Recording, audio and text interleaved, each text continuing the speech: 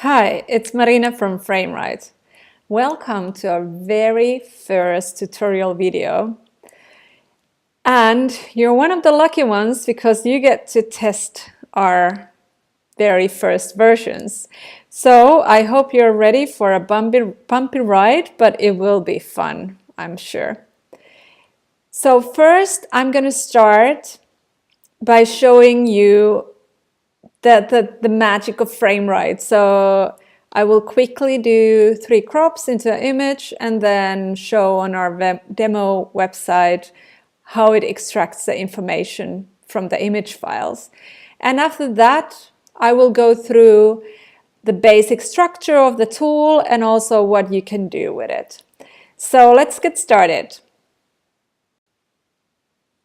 You can start by opening frameright.app in your browser. Then you just drag and drop an image or click here to open the folder's drop-down menu. I open the image, and for the demonstration now I'm going to do 3 different crops of this image.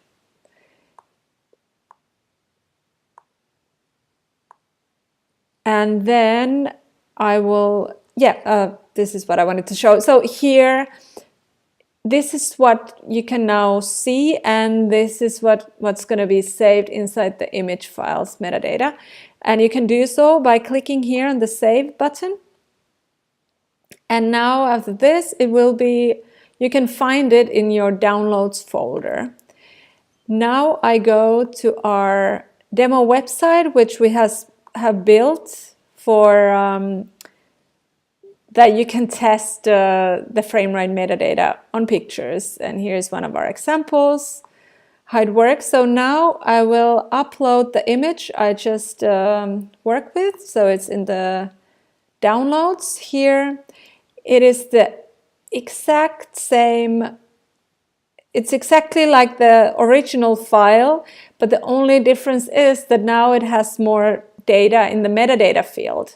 And when I open it and upload it here, this is now first you can see how it would look like if it would be automatically cropped.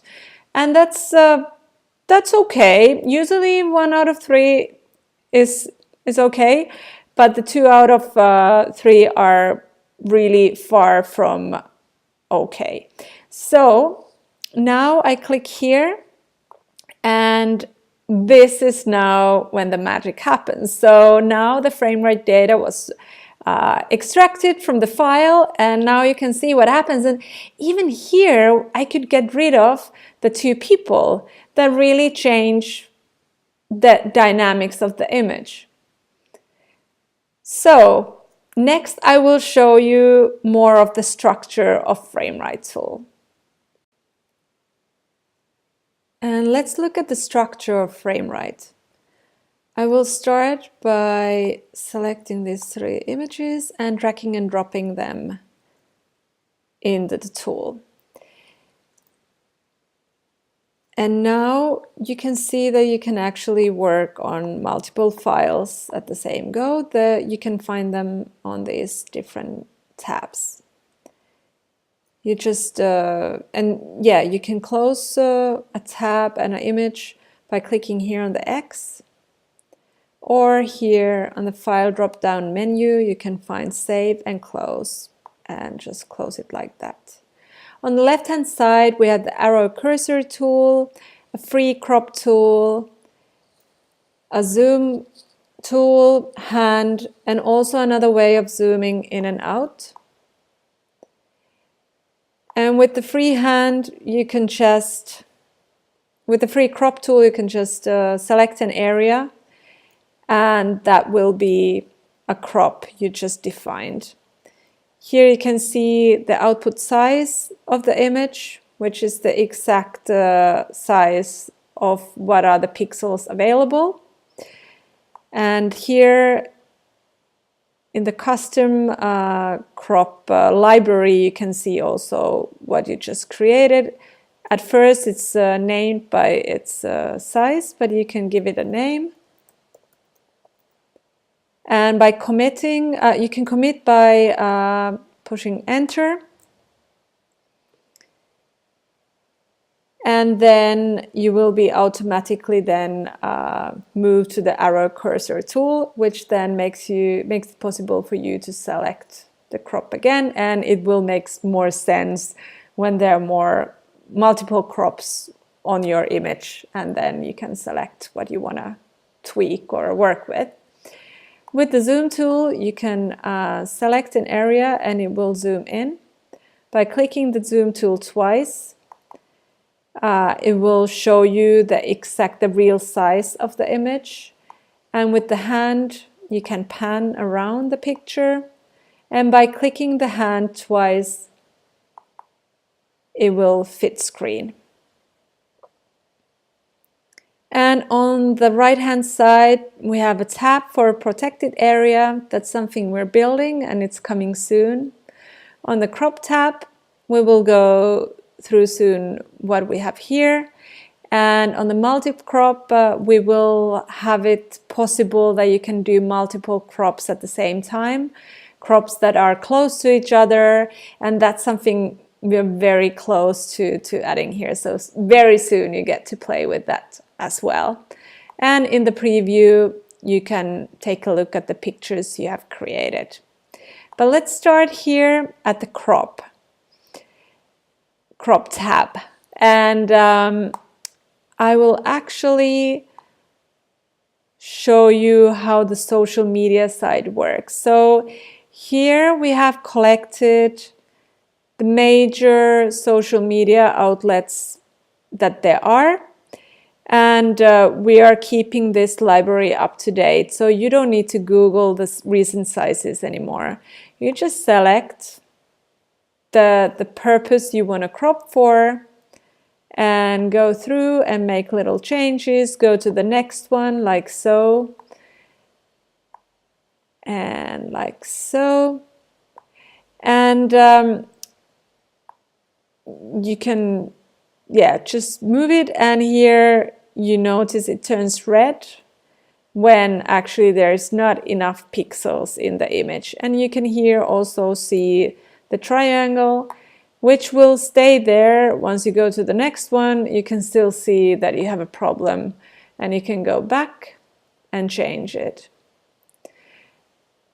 And now I realize that actually I don't want to have this page cover done, so I can delete it by going here. I'm sorry you have to go so far away down, but we just updated the library and now there are many new items, and we will fix this very soon.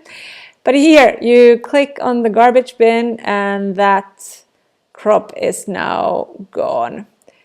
You have it, of course, on the library list, but here, as you notice, when you click on a new crop, a ticked box appears, and that indicates that the crop is done and that will be selected for exporting. And in the preview, you can browse through what you have cropped. And from here, you can go back and tweak it and go back to the preview and browse more. And here you can see the overall view and also information about the image file and what you have been working on. And let's next look at the custom crops and also the different ways of exporting images. Because we want to make it possible for everyone to use Frameright, and we know there are many more other cases than just social media. Your website might have very specific image sizes that you need, and also there are just different kind of cases, clients who have different needs. So that's why we made it possible for you to create your own custom crops that will be saved in the browser, and you can do them in your daily work. The So I showed you already one way of just doing the freehand crop, but the way you can do more consistent work and specific, you just click here on the plus sign, and you can make a crop by defining the ratio. So for example, 3:2, and I'll write here crop 1, and then I just define the area, and I can move it like so. So if you define the crop by ratio, the output size will always be the size that your image has pixels. And the other way, and remember to commit by pushing enter. The other way of doing, you click here, plus sign again, and then you put the output size. If you know the image needs to be 200 in width and let's say 1500 in height, and I'll put here crop 2, and then I'll just draw it. And as you could see, there was the redness, so now it's saying there's not enough pixels, and like so I push enter, and yes, it's saved. And now I can preview them, go back, or also delete the crop from the bin, but I don't want to do that now. I go back to the crops, and I also select, like in social media, it automatically selected the crop. I'll select them, and now there are 2 crops in the export. You can see it changes. So always when it's ticked, it shows you that it's ready to export 2 of the crops you have created. And this is something we have built now for the time being, before we have the whole ecosystem built to recognize the data everywhere. So now you can create as many crops as you need, and just click here on export. You can choose PNG or JPEG, and then the quality you want to output the image in. Depending on the client and the use case you have, you just choose what's the best. Then you click export, and these images, you can find them in your downloads folder. So here it's named according to the pixel size. And actually I can show you the, if I would make social media like so, let's make those 2 and export those. And let's go back here.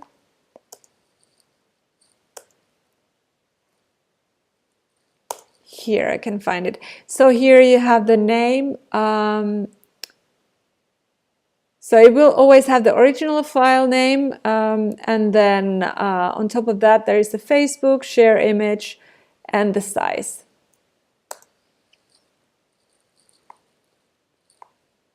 So I think that was now the first things I have to tell you about Frameright.